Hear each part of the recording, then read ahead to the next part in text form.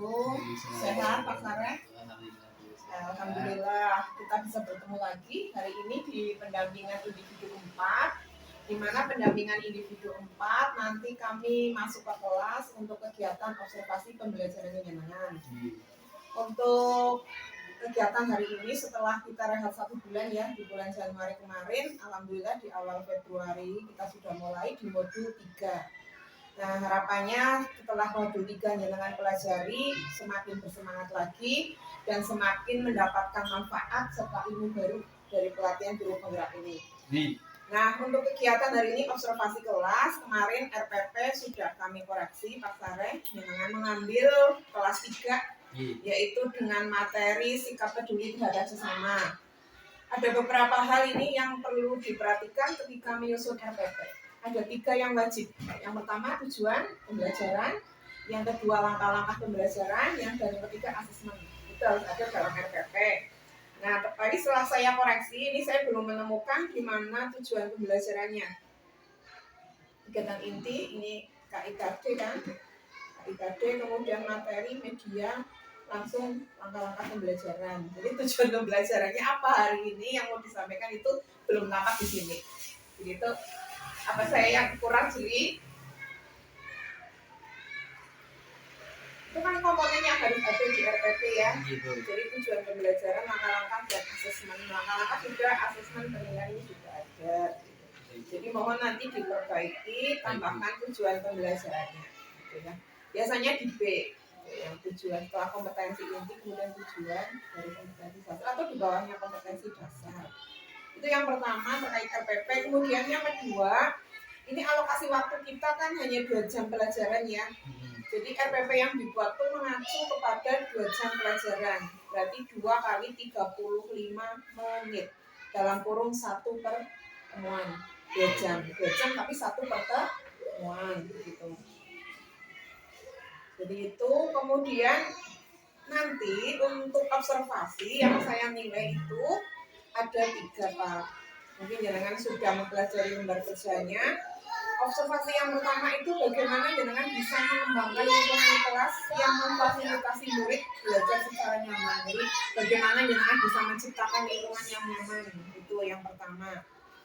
Kemudian yang kedua yang diobservasi itu kegiatan belajar mengajar yang efektif. Ya. Kegiatan belajar yang mengajar yang efektif itu ada di dalamnya nanti pembelajaran diferensiasi, kompetensi sosial, emosional, gitu. Intinya itu. Kemudian yang ketiga jelas observasinya itu terkait kegiatan penilaian atau asesmen. Jadi melakukan asesmen dan menyediakan umpan balik. Nah, ada 3 itu fokus untuk observasi. Dan nanti saya juga menggunakan panduan yang ada di lembar kerja ini untuk kegiatan itu. Itu Pak. Kemudian terkait kegiatan observasi, jenengan sudah menyusun RPP, tentu sudah menyiapkan media pembelajarannya ya Pak? Sudah disiapkan semua medianya? Sudah. Kemudian kompetensi apa ini yang akan jenengan kembangkan? Atau jenengan pengen diobservasi, kepengen tujuan pembelajaran tercapai dan kompetensi apa atau istilahnya apa ya, area pengembangan yang perlu ditingkatkan apa ketika ada observer di belakang jenengan?